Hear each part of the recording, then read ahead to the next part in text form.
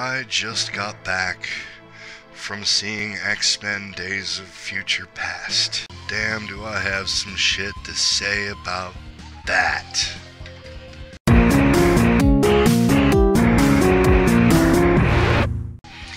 So I'm gonna do a little bit of X-Men Mutant Apocalypse since I got X-Men on the mind and figure I'd play the best of the X-Men video games that was ever made while I get this out. So, what did I think of X-Men Days of Future Past? Well, there's no secret to the idea that I really like Marvel comic book character movies. You know, the new Captain America was pretty good, and despite my not liking the original, or the first Spider-Man that came out a couple of years back, I really liked the second one that just came out. But I have to say, the newest, or the X-Men series I've always been really fond of. Even when I was a kid, a teenager, I really loved the X-Men. We had that really cool 90s cartoon, you know. And so in 2000, when the X-Men finally became a film franchise, good lord, I was like a Star Wars junkie, man. I wanted to go to the theaters in costumes and shit for this one. So happy to finally see main characters like Wolverine and Cyclops and Storm on screen, and Magneto. Yeah, we were all disappointed by X3. I can't, you know, I mean, I'm pretty sure I speak for everybody in the universe that X3 and Wolverine Origins was disappointing. So obviously it's not like the X-Men series can do no wrong. That said, we've got after, what, 2005 or 2006 when we had the last in the trilogy, and then finally getting a proper sequel with last year's Wolverine movie, which wasn't bad. We finally get a proper sequel to the franchise. Well, sort of. I have a hard time calling this one a sequel because it does a very unique story, though classic story in the franchise. You know, there was a two-part episode of the original 90s TV cartoon that was based on Days of Future Past. And it wasn't too far off from the original story from the books. And, you know, I gotta admit, though, despite having some creative licenses making a movie out of it, this movie was fairly close to the original story. Yeah, it swapped a few characters out. It was Wolverine going back instead of Cyclops, and, you know, or Psylocke, I mean. Whoa, big comic book sin there. Sorry, guys.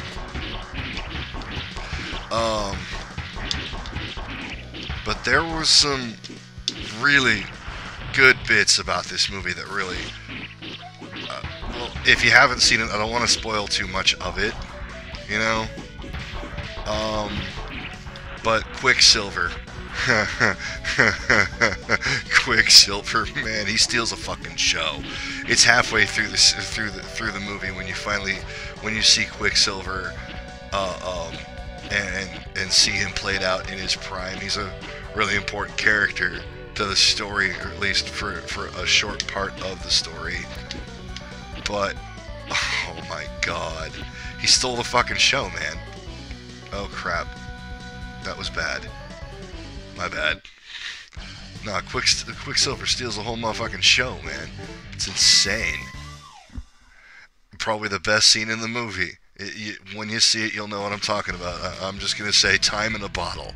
You'll get the idea once you've seen it. He's absolutely wonderful character in the movie. So, yeah, besides that, what else? Well, I'm a big fan of Game of Thrones. That goes without saying. So one of the big selling points of the new movie to me was Peter Dinklage in something that isn't Game of Thrones for a change. I love that guy as an actor, man. That short-ass little dwarf, man, he's an awesome fucking dude. For all any celebrities that I've ever met, you know, doing Star Trek shows and shit like that with his security with my old man in my childhood, man. If there was one actor right now I could meet, Peter Dinklage would be the guy. Give my right eye to shake his hand, you know, because he's such an awesome actor and such an awesome role in such an awesome series. He basically had his career handed to him on a silver platter.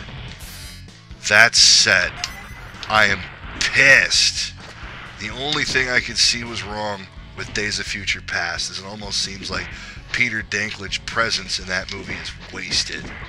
Because Bolivar Trask is barely in a few scenes of the movie, despite being basically penned as the movie's main villain, you know. He's the centerpiece of the storyline.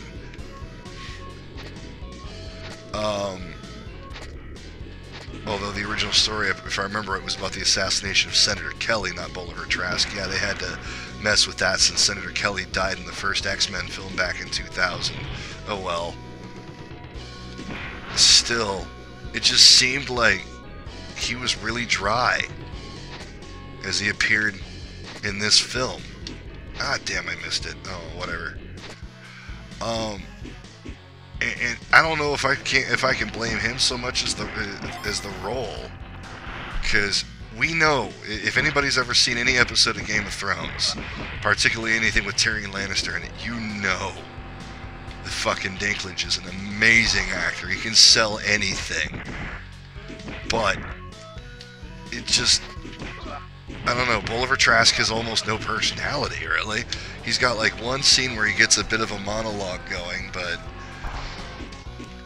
really, I can't say enough how disappointed I was with his presence in the film. I expected great things out of a great actor, and that's not what we got. We got a role that seems like it was filled with him just to add star power to a movie. So, you know, hey, who we get to play Bolivar Trask? Hey, Peter Dinklage is popular right now. Don't write the role for him, just shoehorn him into it and see what happens. That's it. I don't know.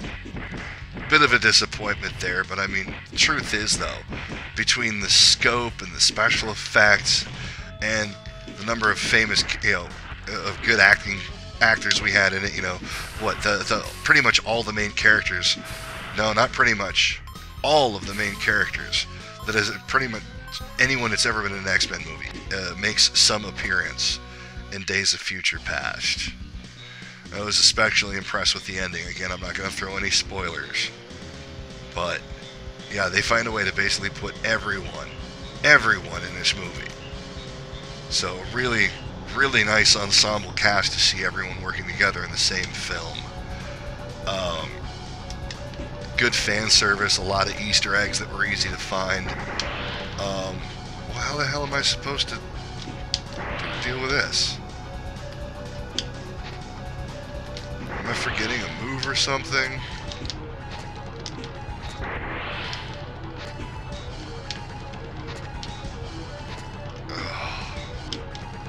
I can't get high enough to poke the friggin' things.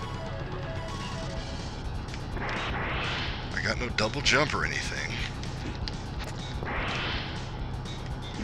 Oh, hello. There it is. There is a move I can fire up with. I feel so stupid.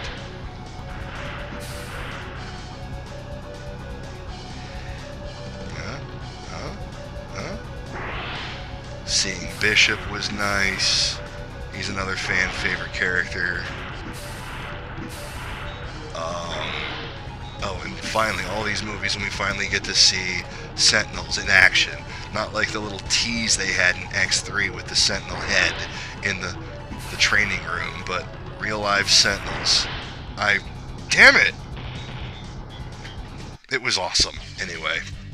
So I'll give it that, regardless of a couple of little gripes. It was very much worth the price of admission to go see Days of Future Past. Really well-constructed movie. It's good to see Bryan Singer back behind the helm of the series. Oh, and to those of you who are planning to see it, maybe haven't seen it yet, or have seen it, maybe I'll give you something to regret. It's a Marvel Comics movie. If you're not smart enough to know that you should stick around after the credits, there's already something wrong with you. Now, it's no secret that it's been announced that the next movie in the franchise comes out in 2016. They got 2 years to work on X-Men Apocalypse. It's going to be a sequel to the First Class series. You know, so I guess it's supposed to take place in the 80s. Finally, my second favorite Marvel Comics villain is going to appear in a movie. Finally. My favorite being Doctor Doom, of course. What the heck just happened there? Okay. No, my favorite, of course, being Doctor Doom. Yeah. Love Doctor Doom. Big fan. I don't actually like the Fantastic Four, I just love Doctor Doom. But then pretty much everyone fights Doctor Doom at some point. Spider-Man, X-Men, I don't care. But that's not the friggin' point. Third favorite character, Juggernaut. Love the Juggernaut. Can't tell you why. Maybe it's just because he's simple. You know, he's an easy... Not really any genius to figuring him out, but, you know, really tough guy, really good physical challenge. Always a good source of an action scene, having the Juggernaut be your main villain. Nope, Apocalypse is the next character. They're finally delving into my second favorite Marvel villain, and thus my favorite X-Men villain, Apocalypse. Sorry to tell you this one, you get a oh-so-tantalizing teaser of him in the credits of Days of Future Past on Shabanur. I'm so looking forward to that next movie. They did this one right. They didn't end it on a cliffhanger. They gave you a whole story, a great story, one of the best X-Men stories ever put to comic page. And they gave you just the right teaser to know you're going to come back for the next one. At least I sure am. So, yeah, I recommend Days of Future Past. It's very much worth the price of admission. And as for this, the Super Nintendo version of X-Men, well, I think it's the best video game the X-Men ever appeared in, so... Well, besides Marvel vs. Capcom series, but that's a whole different story. Anyways, folks, thanks for watching and listening to me rant about a new favorite movie of mine. Thanks for watching.